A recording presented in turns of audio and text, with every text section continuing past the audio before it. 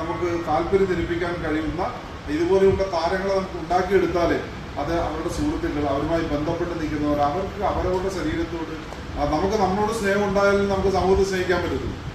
നമുക്ക് നമ്മളോട് സ്നേഹമില്ലെങ്കിൽ നമ്മുടെ ശരീരത്തെ ഏത് വിധത്തിൽ വേണമെങ്കിലും നമുക്ക് നശിപ്പിക്കാൻ കഴിയും. ശരീരത്തെ നമ്മൾ കൂടുതൽ സ്നേഹിക്കുകയും അതുവഴി നമ്മുടെ സമൂഹത്തെ നമുക്ക് സേവിക്കാനും സമൂഹത്തെ സ്നേഹിക്കാനും കഴിയുന്ന ഒരു അന്തരീക്ഷം നമുക്ക് രൂപപ്പെടുത്താൻ സമ്മർ ക്യാമ്പ് കൊണ്ട് കഴിയും എന്ന് ഞാൻ തീർച്ചയായും കരുതുകയാണ്. അപ്പൊ അത്തരം ഒരു ക്യാമ്പ് നമ്മുടെ സമൂഹത്തിനകത്തേക്ക് വീശുന്ന വെളിച്ചം ചെറുതല്ല.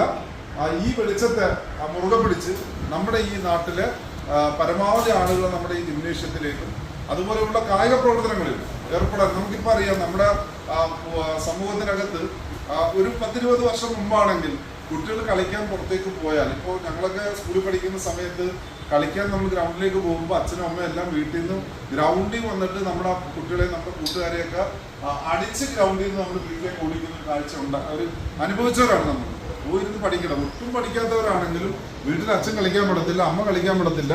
കളിക്കാൻ പോയാൽ അടിയും കിട്ടും.